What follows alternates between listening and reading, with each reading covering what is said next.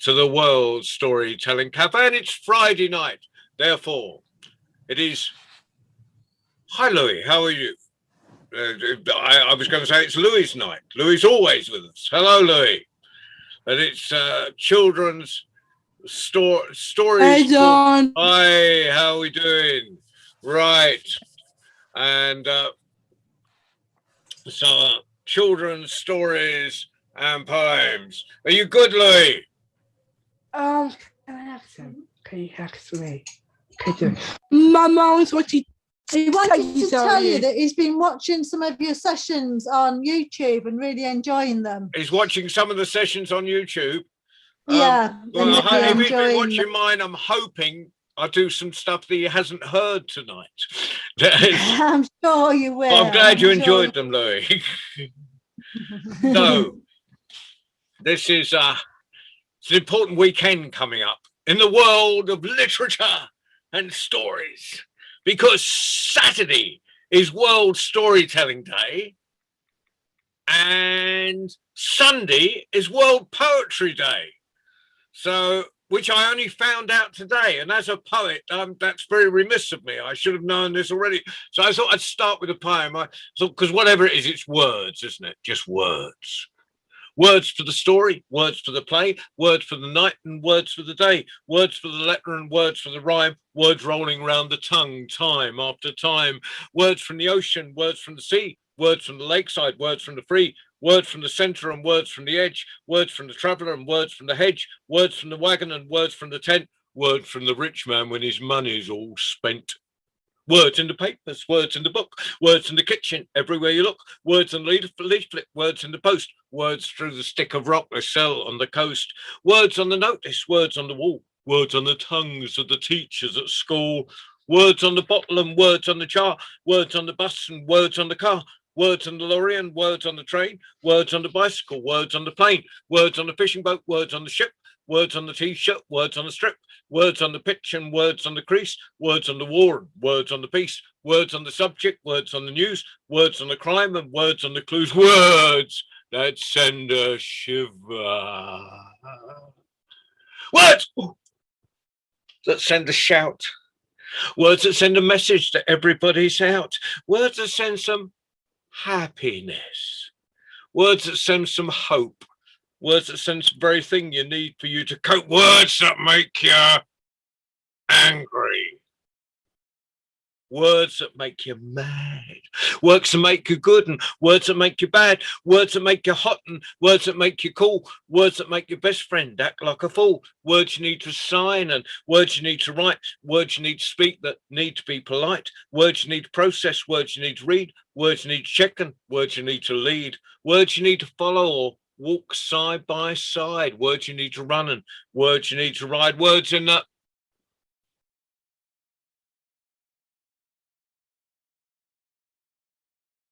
silence. Words in your head. Words you are hiding that need to be said. Well, that got me breath back. Well, I think we'll thank you, Louis. Thank you, Hannah, for that.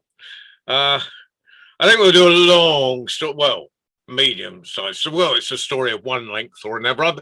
I've never actually, when people say how long is a story, I've never worked it out. Do you take a ruler and measure it, or there's a so this is a story originally from Greece. Not ancient Greece, more in between Greece.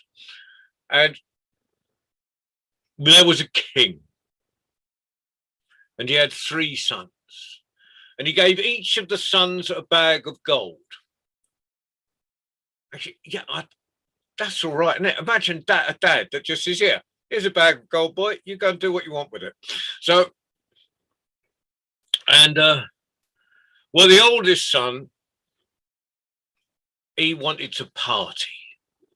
And he said, I'm going to use this gold for the biggest party I've ever had. In fact, I'm going to put on a festival. In fact, I'm going to have 20 stages at this festival. wishful thinking.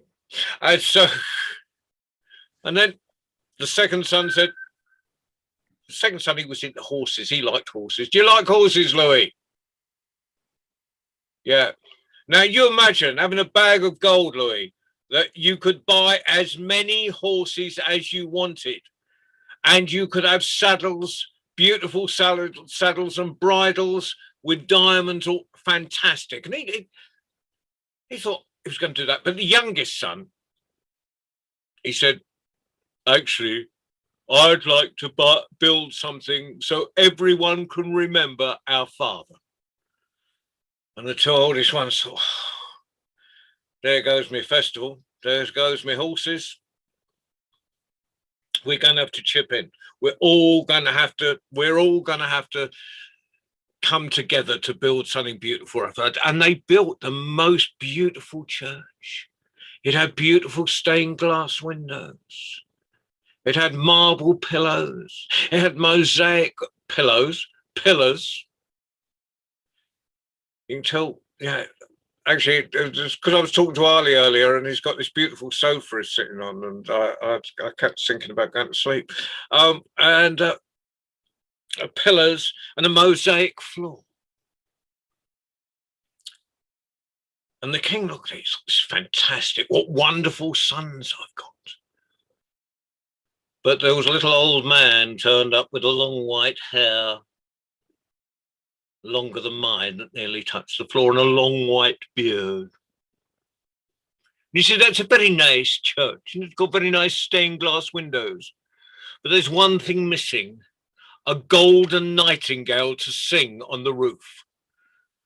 So the king called his sons to him. He said, it's a very nice church. I lovely, lovely stained glass windows, and pillars and mosaic floor. And, yeah, brilliant. But there's one thing missing, a golden nightingale to sing on the roof. Well, it's quite predictable what happens. The three sons set off on a journey to find the golden nightingale. And they travel together for a year. And they come to a place where the road splits up in three directions. And the youngest son, one was the road of no returning. And that was the run the youngest son took. And he walked for a long way till his feet were sore and his throat was dry. And he sat down by the side of the road and he lit a fire and he was making himself a pot of coffee. That's what I do first thing in the morning. Do you like coffee or tea, Louis? You don't like either? Orange juice. Orange juice? Yeah, I also like hot chocolate as well. Hot chocolate. So we'll have him making hot chocolate. He was making a big saucepan of hot chocolate. And it's World Sleep Day, says Mike. Right. He made this big pot of hot chocolate. When along came a little old man with long white hair, longer than mine, that nearly touched the ground, and a long white beard. And the boy said, "Would you like a cup of hot chocolate?" And he said, "I don't mind if I do." And sat down and they chatted and they talked a bit. And in the end, the man said, "Well, where are you going?" He said, "Well, I'm off to find the golden nightingale to sing on the roof of my father's church." The old man said, "You're going in the right direction. Carry on down this road and you'll come to a fine castle. And in the garden, there'll be an old woman hanging out the clothes." I don't know if she's old, it was of a non-specific age. And it is the castle of the 40 ogres. Go up to the woman and say, "Mother, mother, mother, mother, mother, save me from my 40 brothers." Well, next day, the boy set off on his journey, and sure enough, eventually he came to a castle. In the castle was a garden, and there was a woman hanging out the clothes. And he ran up to her and said, "Mother, mother, mother, mother, mother, save me from my 40 brothers." And she took him. And you know, there's some mums that before you're allowed in the house, make you take off your shoes and brush you down so you don't put that stuff all over the house. And she was a bit like that. She brushed him down. He turned into a broom. She put the broom in the corner. That night, in came the 40 ogres.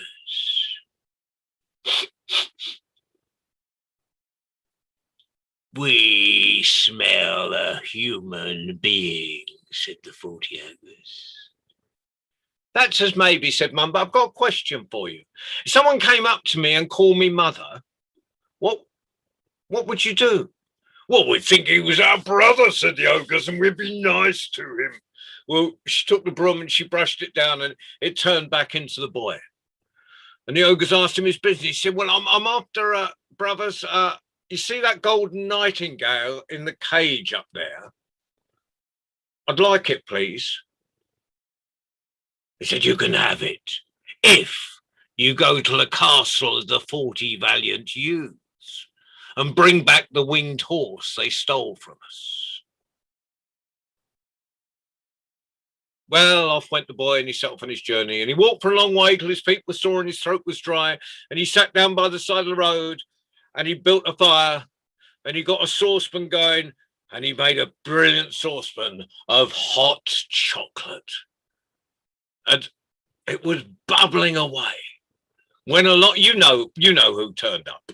A little old man, long white hair, longer than mine, nearly touched the ground, and a long white beard.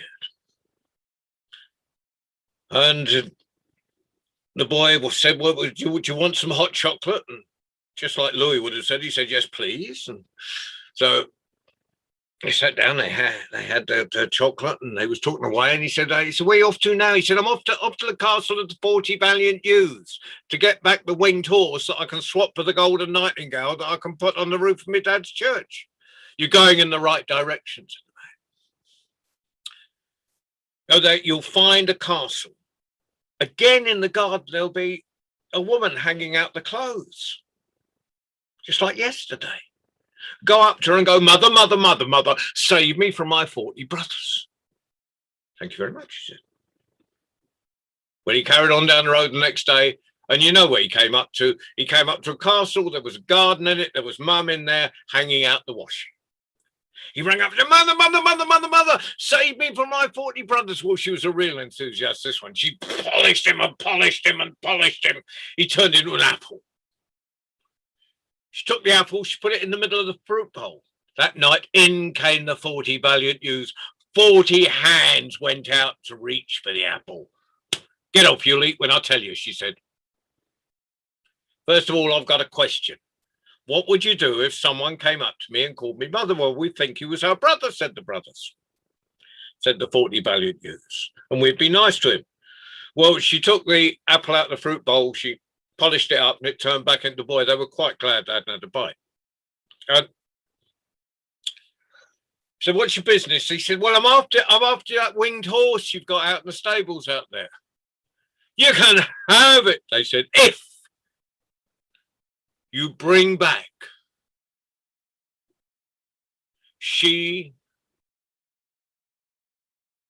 the princess 5 times fair." You know, this is a bit of a quest, isn't it? You know, it's like a musician trying to get money off their agent. You know, you can do it if you can do the next gig. And so he sets off down the road. You know, inevitably, what happens? He gets a bit tired. His throat's dry. His feet are sore. He sits down by the side of the road. He makes a big pot. What's he make a pot of, Louis? That's right, hot chocolate. So the little old man comes along, long white hair, longer than mine, nearly touched the ground, long white beard. Sits down. They drink a hot cup of mug each of hot chocolate. I don't know why I'm saying cups. You know, he's out camping. He does not have a nice little cup by the side of the road. Do you have a proper mug? So Yeah, I asked him again. He said, I'm off to get, I'm not off to bring back the princess 5 times fair. You're going in the right direction, he said. But I haven't got any advice for you, but I have got this gun. Whatever you point it at, it can't miss. Thank you very much, said the boy. The next morning, he set off down the road. In front of him, he sees a vulture, huge vulture. And he's about to put the gun to his shoulder and shoot it, see if it works. When the vulture said, hold on, hold on, hold on. Hold on, don't shoot. Spare me, spare me, spare me. Take a feather from my wing. And when you're in trouble, hold up the feather and say, help me, help me, help me. Fair enough, said the boy. Took the feather from the vulture's wing, let the vulture go. Carries on till he comes to a stream. There's a big, deep stream, and he sees a salmon in there. And he's about to point the gun at the salmon. It's a good job it's a gun that can't miss, because, you know, the water sort of does this odd refraction thing, doesn't it? So, yeah, it's very difficult to aim at something in the water. But the salmon sees the gun. He says, spare me, spare me, spare me. Take a scale from my back. And when you're in trouble, hold it up and go, help me, help me, help me. Boy went down, took a scale from the fish's back, let the salmon go. Carried on. He saw a fox in front of him. He's about to shoot the fox when the fox goes, spare me, spare me, spare me. Take a hair from my tail. And when you are in trouble, hold it up and go, help me, help me, help me. Thank you very much. Took a hair from the fox's tail, put it in his pocket with the scale and the feather. Do you have pockets like that? You know, you put your hand in them and there's got this random stuff in. And there's a... Anyway, eventually he gets to the city where the princess 5 times fair lived. And he sees all these heads on spikes around the parapet. We do like a little decapitation in the story. And and he's taken the king, and the king said, what's your business? He said, I've come for your daughter 5 times fair. You can have her, said the king. If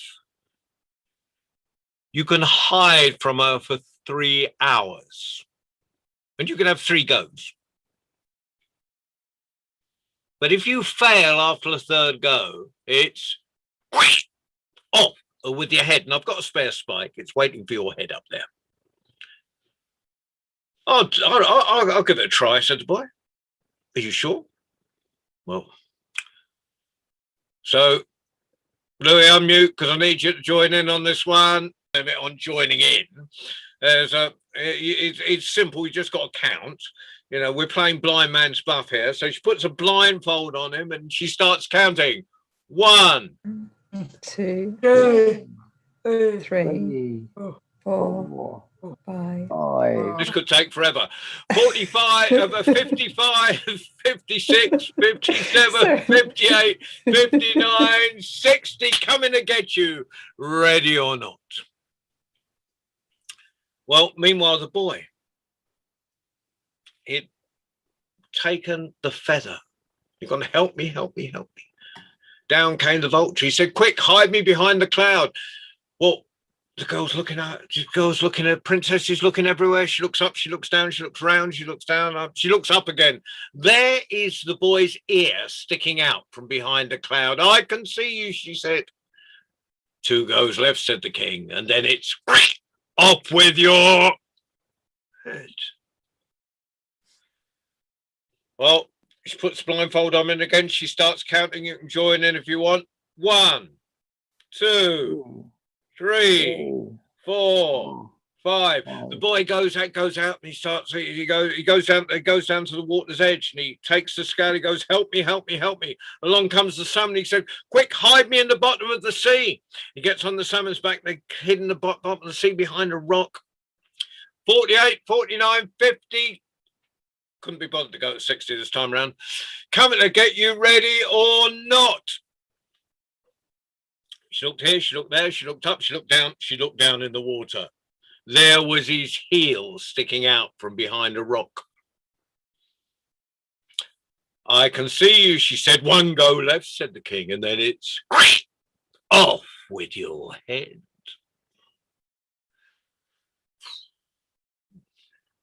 Well, she put a blindfold on him.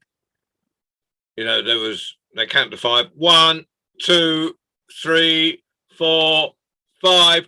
Off he went. He got the fox's hair, and he said, quick, fox. Help me. He went through the whole help me business as well. Help me. Out along came the fox. He said, quick, hide me in the middle of the earth. He got on the fox's back. They went down a hole. 48, 49, 50, coming to get you, ready or not, said the princess. She opened her eyes. And then as she opened her eyes, she went out in the garden. There was a fox doing a jig in the middle of the lawn. Now, it's true. There's, you know, and I don't care what else is going on, you know, in your lives. If you opened your eyes and saw a fox doing a jig in the middle of the lawn, you'd just be fascinated. You know, you get all the neighbours in that. Fox in the middle. And it danced for a while, and then it started doing gymnastics. It went up on swinging on a branch, and it went on for 1 hour, 2 hours, 3 hours. After 3 hours, the fox went down and brought out the boy. And of course, he had managed to hide from the princess for 3 hours. And actually, the princess was a bit relieved because she was a bit fed up with everyone who came to visit her having her dad cut their heads off. She was quite happy to leave with him. But they're walking along, and he said, I hate to break this to you, but I've got to swap you for a winged horse with the 40 valiant youths. He said, it's okay, trust me. What we'll do, now, look, I'm quite a good horseman, so I'll get on the horse. You'll stand next to it. You'll wave goodbye. I'll grab your arm, and I'm going to pick you up, and I'm going to throw you on the back of the horse. It will work.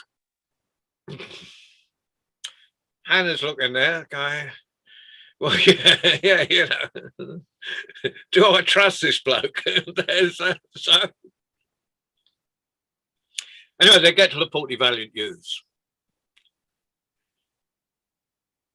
Passes over the princess 5 times fair. She stands, they bring in the winged horse. She stands next to the horse. He waves her goodbye. Tears in his eyes. She waves, as she waves, he grabs her hand, throws her on the back of the horse, and they fly off. 40 valiant youths shaking their fists at him. But they're on their way to the castle of the 40 ogres. He said, bit of a problem. We're now going to the castle of the 40 ogres. They're going to see you. They're going to say, forget the winged horse, give us the princess 5 times fair.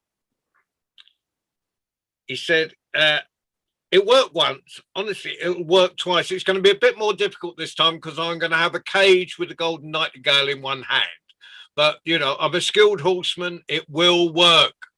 Trust me. They get to the castle 4 times fair. And as predicted, they said, forget the winged horse. Give us the princess 5 times fair. Reluctantly, he did so. He's given the golden nightingale in the cage in one hand. He waves down. She waves back. He picks down. He picks her up. He throws her on the back of the horse. You'd think at that moment, his problems would be over. But this is a very long and rambling story. So he gets that place where the road, hello, Baden. Baden sort of came in, sort of saw I was on and just disappeared out of it. There's let Baden back in, Ali. So I don't need someone to insult. And so anyway, he gets that place where the road splits up into 3 directions. And there's his 2 brothers waiting. Now, I don't know what it's like in your house, but in mine when I was growing up, if there were 3 children and one had a princess, a winged horse, and a golden nightingale to sing on top of the church in a cage, and the other two had nothing, there would be war. And quite right, yeah, I'm right, aren't I, Lou? Yeah, yeah. So,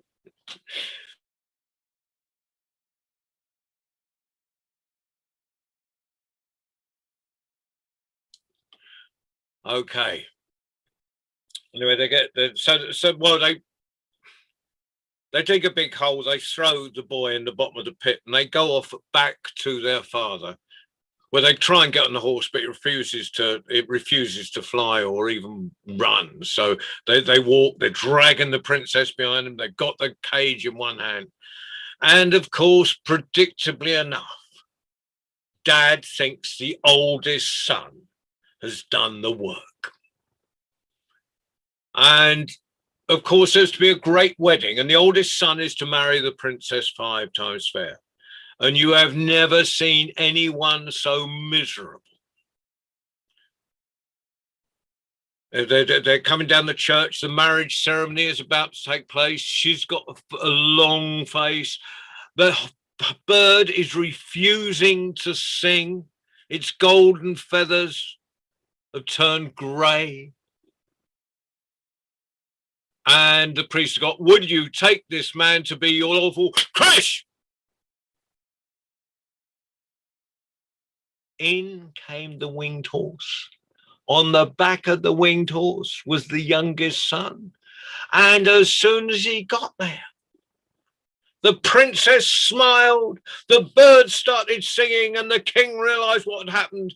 And he sent the 2 other sons off into exile. They were never allowed back in the country again. They were lucky they weren't put in barrels of nails and cast out to sea, I can tell you. And as for the youngest son and the princess, there was a fantastic wedding. There was masses to eat and even more to drink. And of course, had you been there, each and every one of you would have been invited. Why, Ben, story ends. Oh, was that all right, Louis? Oh, all right. I thought I'd do well, I'm not sure it's a poem or a story. I think it's more a story. It's a few years ago, I was in I had pneumonia, and I was in hospital, and it's all right, it's not a sad story. And there was this guy in the ward, and he was walking around the ward. He thought there was a spaceship on the roof. So everyone's going, stay away, stay away. I'm thinking, I'm a writer, come here, tell me about it. And so there's anyway, I was in the middle of a schools tour at the time. It was the week of National World Storytelling Day, World Book Day. And this was the wonderful days when you got 3 weeks work around schools around that time, instead of half a day as it is now. Anyway, so I was in the middle of the tour, and I rang my agent. I said, have a dep ready for tomorrow, but I'll get lots of antibiotics and I'll be out on the road in 2 days' time. And I told her about the guy with the spaceship. She said, when are you going to write about it? I said, well, I could right now. And I thought, well, you can't actually make fun of people in hospital. It's not good. I'd never be booked to work with children again. But you can make fun of schools. So I moved the spaceship to the roof of a school. And this is the story. Miss, there's a spaceship on the roof. Don't be silly, Alex. Sit down. But miss, there is a spaceship on the roof. I told you not to be so stupid. Sit down right now. The whole class was rising, running towards the window. There was oohs and ahs, and we don't believe it. Miss remained steadfast in the corner, arms folded. All of you sit down this very second. Just then, there was a knock on the ceiling, and a hole appeared, not with a cracking of plaster, but more like melting plastic, except there were no drips to burn the skin. And through it came the strangest being you've ever seen. Green, obviously, with a large round head and spindly arms and legs. Wow, a real live alien. It walked up to Alex, the smallest boy in the class, and spoke in the politest of voices. Good morning. You're obviously in charge here. My family are moving into the area, and I wondered if I could enroll my children in the school. You all gave me such an enthusiastic welcome. But tell me, are there many disruptive children here like the one in the corner? Oh no, she's just feeling left out. She's twice our size and doesn't join in much. There's one or two in every class, but we try not to let them spoil our fun. Thank you so very much. We shall be seeing you all soon. The alien left the way it had come in. The hole closed, and life was never quite the same again. Ah, you like that? Yes. Ah, right now, where should we go? I've got a story from India. It's about a mouse. I think you might know this, Louis, but I can't remember what I've done on the World Storytelling Cafe and what I've done in other places. So, you know, it's been a year of working on Zoom. But this is, well, there was a merchant. This is from way back in time when my hair was dark and my beard was ginger and all my teeth were my own. There was a merchant and he was leading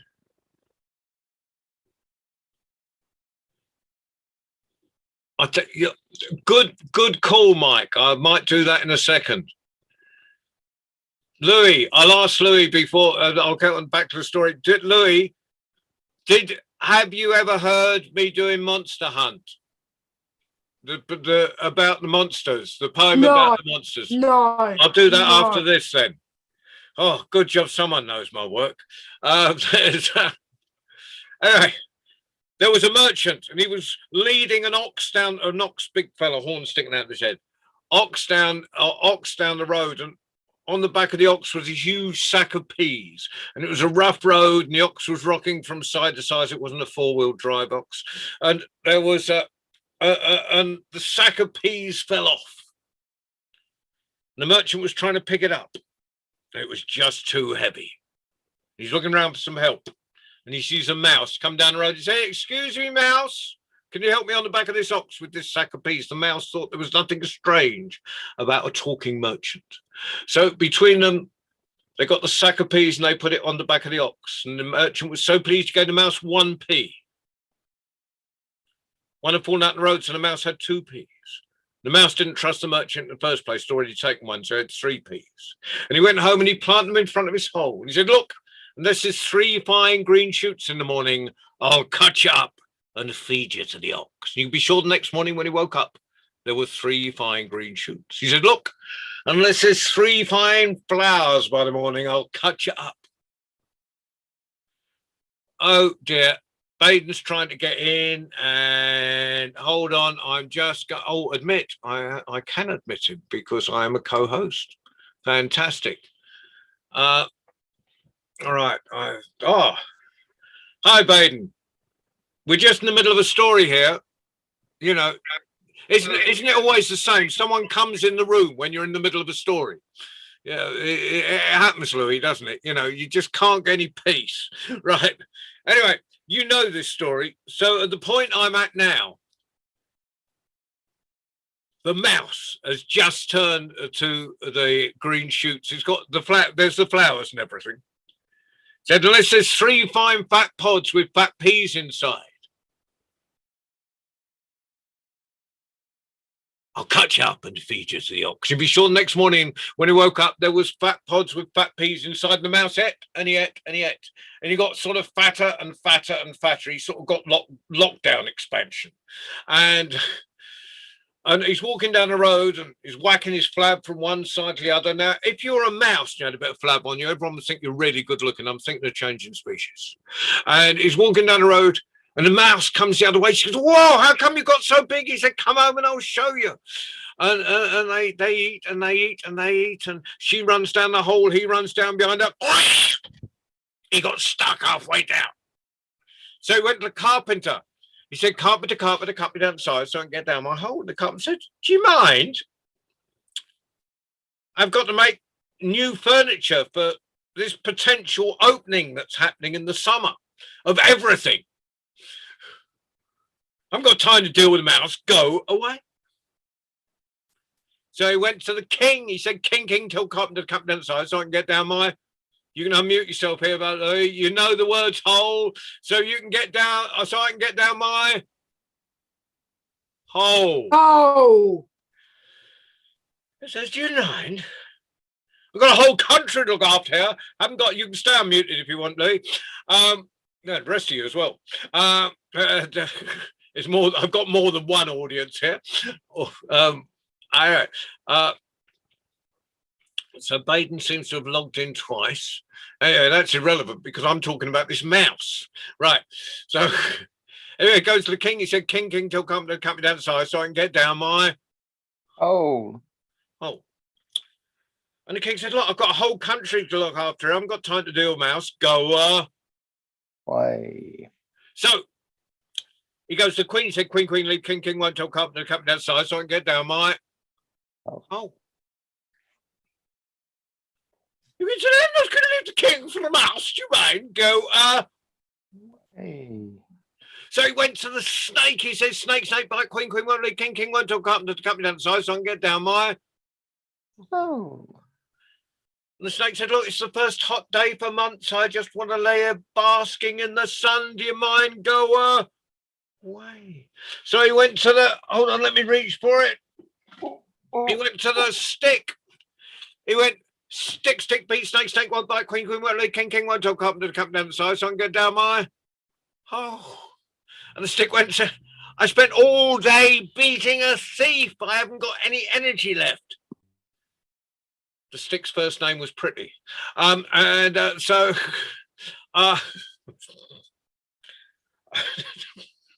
Sorry. Do you mind? Go away.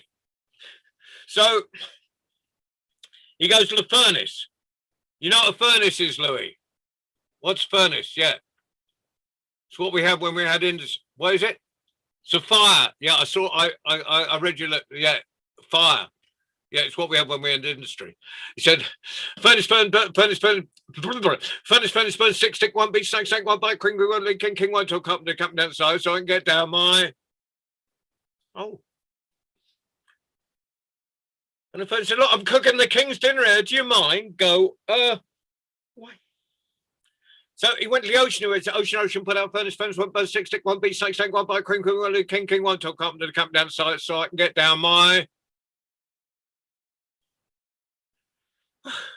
You know, said, look, the tide's high, the fish are jumping, the sun's in the sky, go away. So he went to the elephant. He went elephant, drink, ocean, one put out furnace, one bird, stick, one beast, snake, one bite, queen, one lead, king, one tell company to come down the side so I can get down my...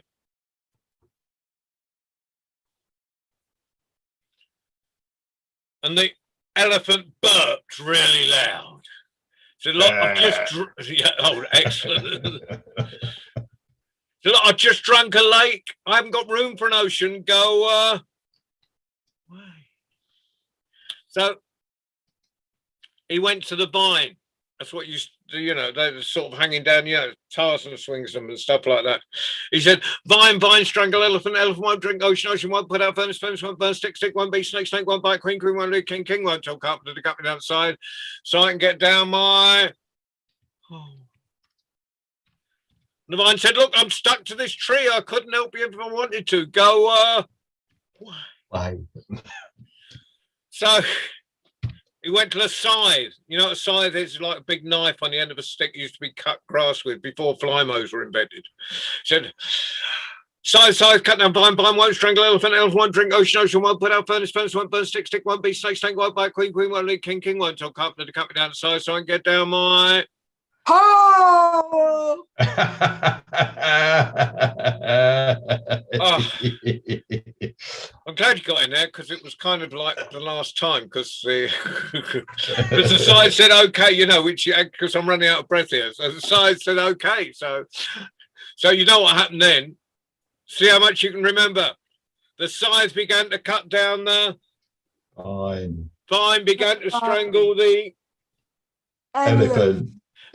Elephant began to drink the Water. Oh, come on. Take no notice of Shane, Louis. I was muted. I'm not muted, am I? In the wrong direction. I thought I was Ocean. It's because he came in late, you know. He came in for a 6 o'clock show at 7 o'clock. Right. So Ocean began to put out the fire. It wasn't a fire, was it? You said furnace. Yeah, Louis, you're allowed to listen to Baden. Baden's got the memory cell at this moment. Right. Okay. Right. Well, the furnace. Furnace began to burn. That's it. Visual aid there. Into the fire. No. Stick. Stick. Thank you, Louis. At least you saw what was going on. Right. Stick began to beat the. That was really. No. The what? Snake. Excellent. Snake began to bite the. A mouse. No. The lady, you know, like big, very powerful lady in a palace. A gerbil. No, gerbil. Actually, gerbil quite good answer. Actually, it's the queen. You know, same thing. Queen, gerbil, same thing. Yeah. Okay, but the next line doesn't work if you say gerbil. But I do like gerbil. Right. The gerbil began. No, the queen began to leave the garden. No, hubby, queen's hubby.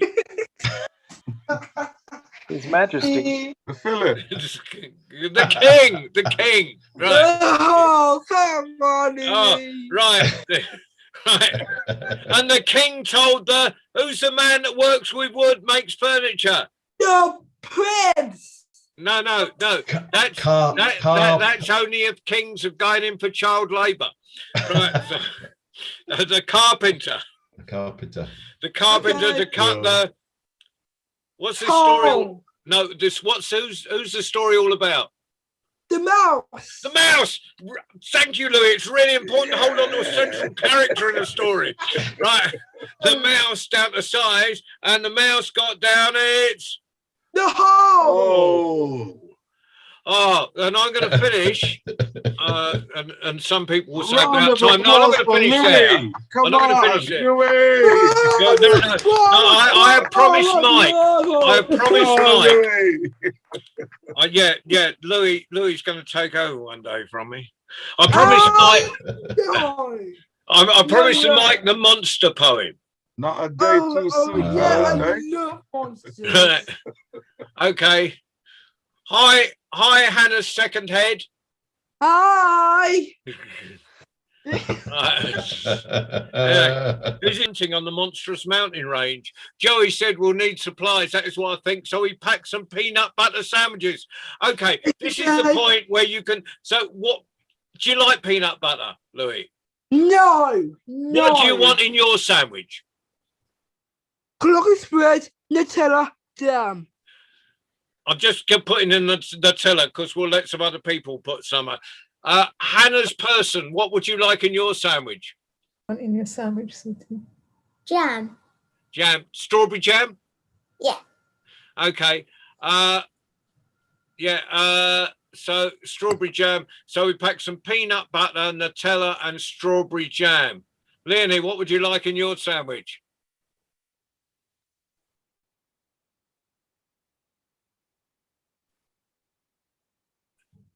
So, Me? Yeah. No, Leonie. Me. No. We've got yours, Leonie. That's you got Nutella. Leonie's got a bit silent, but she doesn't. Yeah. Oh, we can put some don't know in there if you like. Yeah. Okay. So we packed some peanut butter, Nutella, strawberry jam, and don't know sandwiches. Could I have some cherry jam in there? Oh God, there's always one who's fussy, isn't there? So we packed some peanut butter, Nutella, strawberry jam, don't know, and cherry jam in there. Baden, what do you want in yours? I just have some regular cheddar cheese, thank you. Hey, That's boring. That's boring. Oh no, so we'll let him have it. If he wants to be boring, that's Baden's prerogative. Do you like that prerogative? That shows I know words of more than one syllable. So we pack some peanut butter, Nutella, strawberry jam, don't know, cherry jam, and cheese. Arifa, have you got anything you want to put in this sandwich? It's officer. Did I pronounce it? Chicken. Arifa, pardon? Chicken. Chicken. Yeah. Chicken. Okay, that's better. I quite like chicken. Right. So we pack some peanut butter, Nutella, strawberry jam, don't know, cherry jam, cheddar cheese, and chicken sandwiches. Phil, do you want to put anything in this sandwich? Egg, please. Egg. There's always someone who spoils it, isn't there? Austrian Airways. Yeah, you know, you're starving to death. They offer you an egg sandwich. Right. Anyway, so pack some peanut butter, Nutella, strawberry jam, don't know, cherry jam, cheddar, chicken, and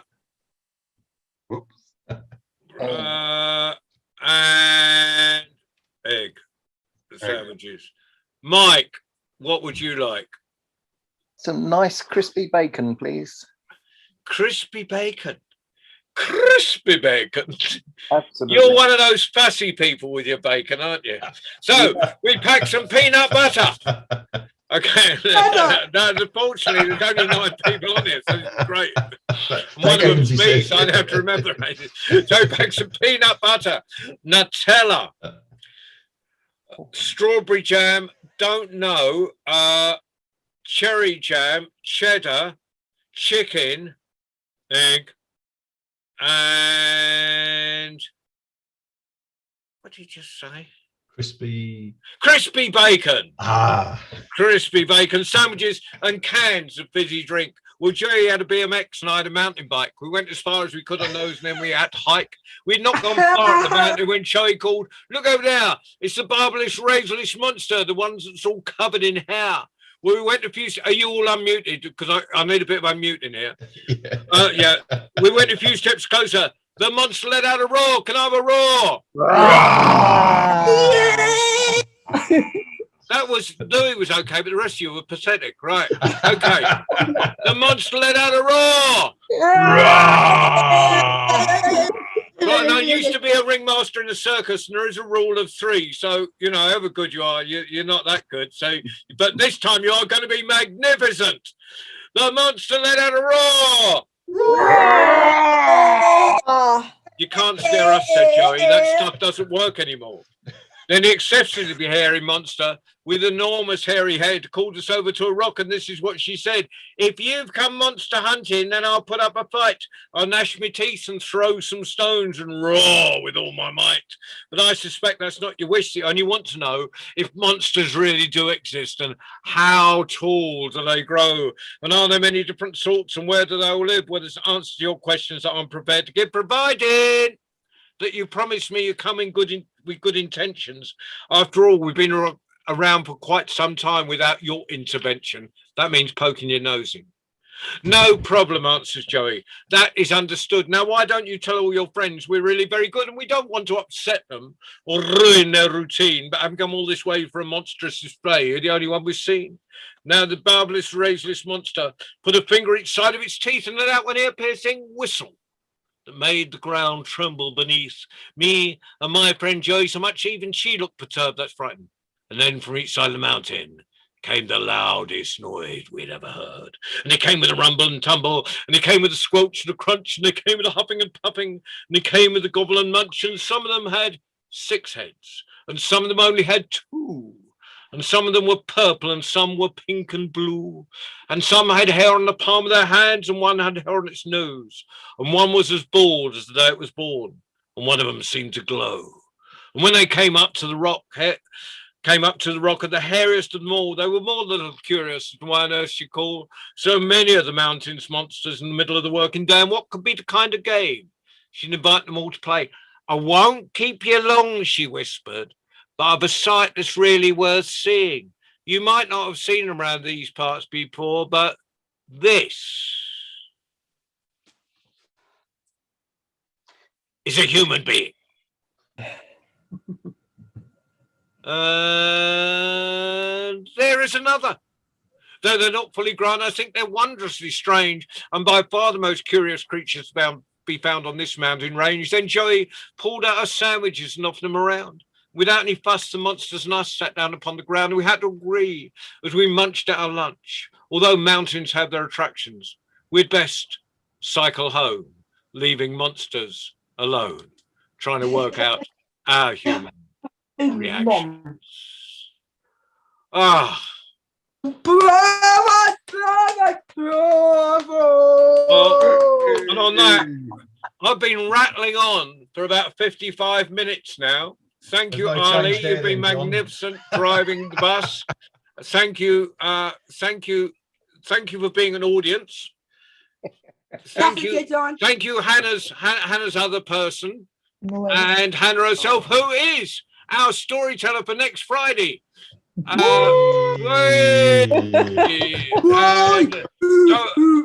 hey, say hello to Hannah. Hi, Hannah. Bye, Louis. I'll see you next week.